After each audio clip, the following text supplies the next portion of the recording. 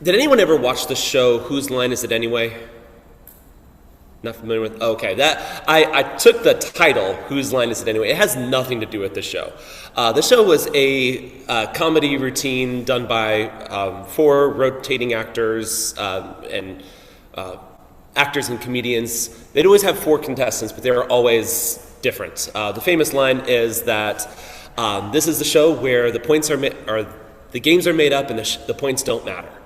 And so the host of the show would just randomly assign points to people for winning whatever the games were. But this show actually has nothing to do with my sermon. But as I was reflecting on this story and the significance of it to what Mark is trying to reveal to us in his telling of the gospel, that line kept coming into my head of whose line is it anyway? Whose line is it anyway?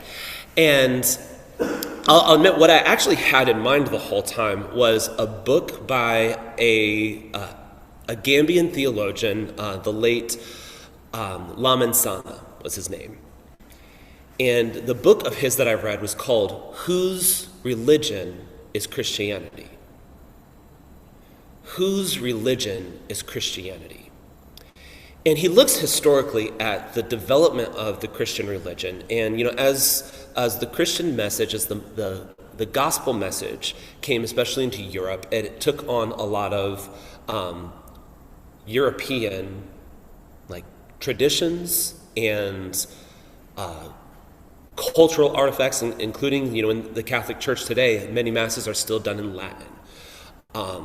The way that we celebrate Christmas, and even the time at which we celebrate Christmas, is synchronized with Germanic traditions.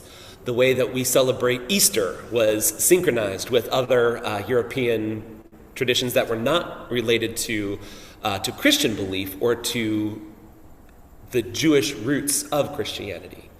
And so much of what Christianity is today is deeply interwoven with European traditions.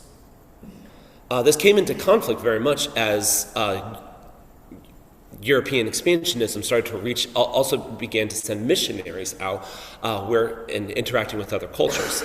And sometimes it was because missionaries would interact with other cultures trying to convert them to Christianity, and other times it was because Christians from Europe would interact with Christians in India, in Southern Africa, who had actually been there for hundreds of years, completely unrelated to European Christianity. And the Christianity that was synchronized with European traditions came into conflict with the Christianity that had been synchronized with African traditions, or that had been synchronized with Eastern Asian traditions. And so Lamin Sanneh's point is about how the Christian message in itself, the gospel message in itself, is very simply that Jesus, the Son of God, was crucified, dead, and resurrected. And in the words of the Apostle Creed, we believe in the triune God. We believe in the Holy Spirit, in the Catholic Church, in the communion of saints, and the resurrection of the body. That is the Christian message.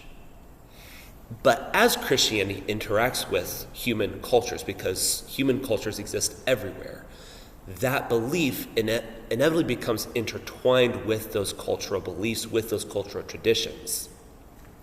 And as a person who is a Christian, my Christian beliefs are going to become interwoven with my cultural beliefs, with my traditions.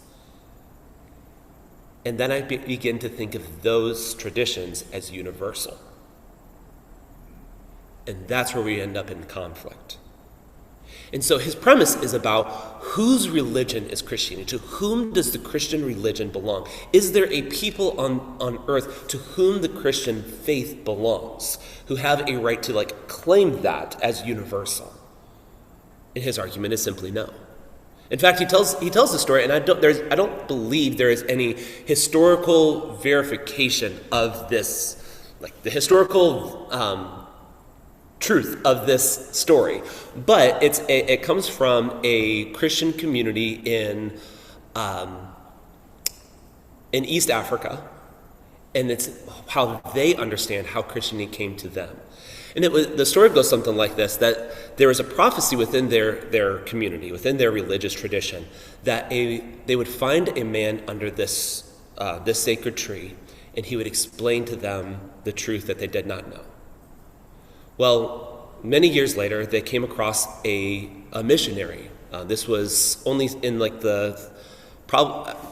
since we don't have a historical date on it, it's somewhere between 4 to 800 AD that this man would have shown up. And at least how they understood what he said to them was not, everything you believe is wrong, your gods are all false, and here's what's true. His message to them was, tell me about your gods. Now let me tell you, your God has a son. And he died and was resurrected to life. And so he took the message of what Christianity is, and allowed it to become imbibed with their own cultural traditions, with their own, not just cultural traditions, but their own religious traditions. And instead of corrupting the Christian faith, what this missionary did was he actually took their whole culture and allowed it to be filled with the Christian truth. In the same way that it often was, in some ways it was in Europe, in some ways the European tradition also corrupted the Christian message. But that happens along the way in every culture, just because that's human nature. And that's Laminsano's argument, that the religion of Christianity does not belong to any cultural traditions. It does not belong exclusively to any national traditions. And so that came to mind a lot because I was thinking of the title of his book, Whose Religion is Christianity? To whom does the Christian religion belong? And I kept thinking of that title, Whose Line Is It Anyway? And as Van pointed out, this section of the Gospel of Mark, this is the final third of Mark's Gospel. He started off by introducing to us who Jesus is. And then he started to introduce to us, what does it mean to be the Messiah? So he introduced, this is the gospel of Jesus, the Messiah, the Son of God. He's introducing that second part of what does it mean to be Messiah? And in this third part, he's introducing what kind of kingdom Jesus is the Lord of. And he does that with the very first story. The very first part of this is that Jesus has this triumphal entry into Jerusalem where people celebrate and sing Hosanna, Hosanna, declaring that he is the Messiah, the Son of David, and the King of Kings. And then, as Van pointed out, he starts to get into conflicts, not only with the people who are in power, but also the people who are not in power. Because their understanding of Messiah is filled with a lot of their own cultural expectations, with their own traditions, with their own hopes, with their own fears and anxiety. One of the things that's really unique about Mark as a gospel writer is that he has something that is referred to as the secret Messiah. Throughout the gospel, anytime that when this comes up frequently as, well, Jesus will do a miracle. And then Jesus will say, don't tell anyone about this. Or someone will say, you are the Messiah, and Jesus will immediately respond, don't tell anyone. Or any time that Jesus is describing what he is about to do of going to Jerusalem and that he will suffer and die, he only does it in private. He only does it with a select group. And so there's this strange part of Mark of why is it keeping it such a secret? Why is Jesus making this so secretive? If this is good news for all people, why is it so secretive? And I think the way that Mark develops it, the way that Mark contrasts people's expectation of what they hope a Messiah will be versus what Jesus is anticipating, or not just anticipating, what Jesus is planning to do. The way that Jesus is living out what it means to be a Messiah. Because these things are in such conflict, Jesus is trying to avoid letting people mix their beliefs with what he plans to do. And so people hail him as the son of David. David was the one who, as a warrior, united the clans of Judah and Israel. As a king, established borders and drove out foreign enemies. Destroyed what they saw as false worship practices, and united the religious activity of the people.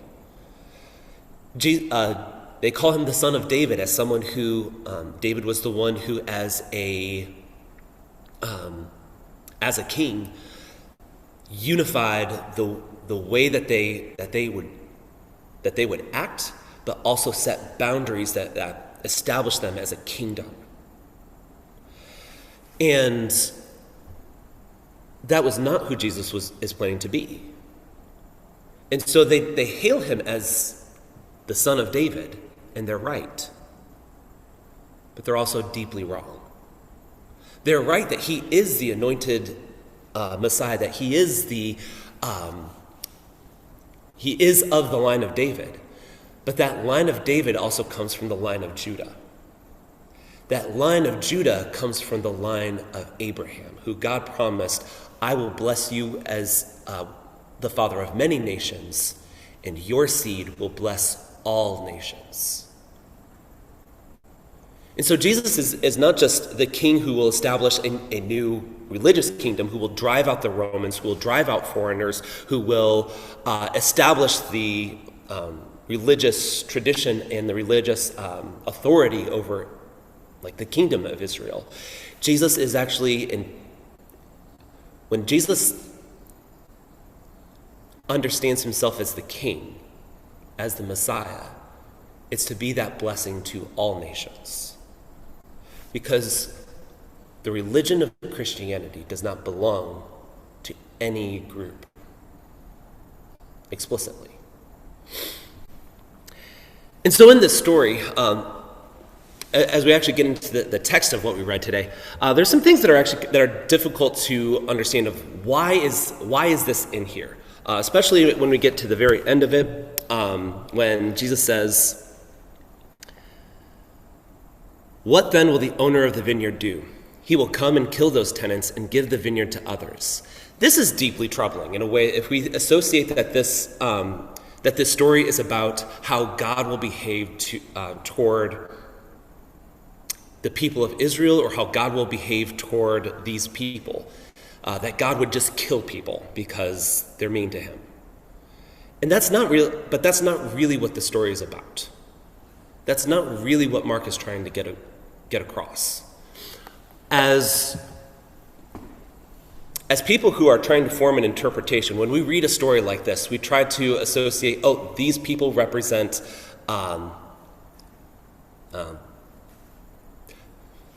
the people of the field who are the renters of the field. They represent the religious establishment of Judaism at that time, the Pharisees, Sadducees. They represent these groups. Or the son who was sent represents Jesus, or that the vineyard owner represents God. And that's what we do as interpreters. But that's not necessarily the way that Jesus tells stories. Jesus tells stories in a way that's very matter of fact. He's just telling a story as, now he is hinting at that kind of interpretation, but the way he tells a story is just to say, look, in real life, if you saw these things going on, how would a vineyard owner react? And in a very violent world, that is killing off the renters is exactly how a tenant would react. He's not saying that that's what God will do, or that that's who God is. Because in fact, the whole reason that Jesus is there is because God so loved the world because God saw the hurt and brokenness, and the way that God interacts with the world is to send blessing for people, not to wipe us out. If that was the way God interacted with sin and brokenness, our population would be wiped out a long time ago. And so the way that Jesus is telling this story is really to point out that this is how you would expect a tenant owner to behave in this situation. But what Mark is pointing out, what Mark is drawing our attention to, is calling out our nationalism. Calling out the way that we take our experience with God and try to make it universal. And we do this in the West, we do this in the East, we do this on the right, we do this on the left. We do this with our hymn books. We do this with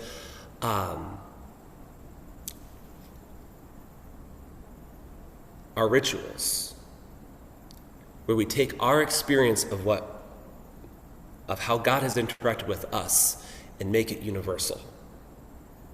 And we try to take ownership of some part of what Christianity is really about. I included this next part that actually comes from chapter 12. I didn't want to have only that story of the vineyard owner, because I think only focusing on that story doesn't quite get the whole message across. But I wanted to come back to this where Jesus finishes that story and he says, "The stone the builders rejected has become the cornerstone. The Lord has done this, and it is marvelous in our eyes." And then the chief priests and the teachers of the law and the elders looked for a way to arrest him because they knew he had spoken the parable against them. And as people who read this today, who are not we are not in the context that Mark is writing in, we hear the names of these three groups of people, the chief priests, the teachers of the law, and the elders, as being just one group. But they are not one group. They are three very different groups, three very different factions who have three very different agendas, who all have different ideas of who this Messiah is supposed to be and how the Messiah can serve their ends. And so the fact that they come together at all is really interesting.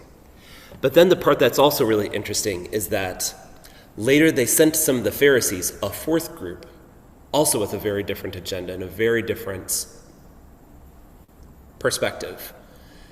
And the Herodians, another group who have a very different understanding of the law and the kingdom and in their own religious traditions. So there's 5 groups that Mark is representing here.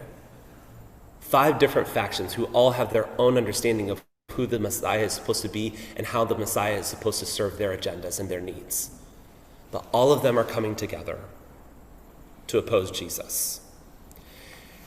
Because what Mark is really drawing our attention to is that none of these groups has ownership of what the blessing and favor of God was meant to be. God's promise to Abraham is that I will make you a blessing to all nations. That after the sin of Adam and Eve, after the sin of, I'm forgetting his name after the flood, there is so much brokenness in the world, and God's response to it is not to wipe out human life. God's response to it is to say, I will call forth faithfulness. And where there is faithfulness, I will bless it and cultivate it. Because Abraham was not perfect. Abraham was in many ways not moral. But Abraham was confident in God's faithfulness. And God took that and cultivated it. So the promise to Abraham was that I will make you a blessing for all nations, and from your seed I will bless all nations. That's really the promise. That's the promise that Jesus is fulfilling. And so rather than viewing ourselves not as, we often think of ourselves as people who believe in the faithfulness believe in the blessing and favor of God. We think of ourselves maybe as people who who live out the blessing and favor of God. And oftentimes we think of ourselves as people who own or hold or possess the blessing and favor of God. Maybe because we believe the right way, or because we believe the way that we understand faith is more complete than the way other people understand faith. We think of ourselves as believers, as doers, and as owners.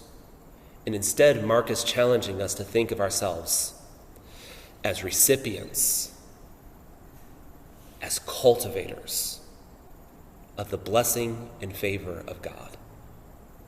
Because none of us hold it. None of us own it. And yet all of us can possess it because we're all recipients. As I said, that this section of the Gospel of Mark, it starts off with Jesus' procession into Jerusalem, where he is hailed as king, and it ends with him being crucified by the same crowd that hails him as king. Because the way that Jesus understands what it means to be the Messiah often comes into conflict and often clashes with our own hopes and agendas and hopes. But God's promise is for all people and for all nations. Let's close in prayer. Holy God, as we reflect on some of these awkward or challenging or unsettling parts of your word, I pray that you'd help us to get a wider view, to see all that you are,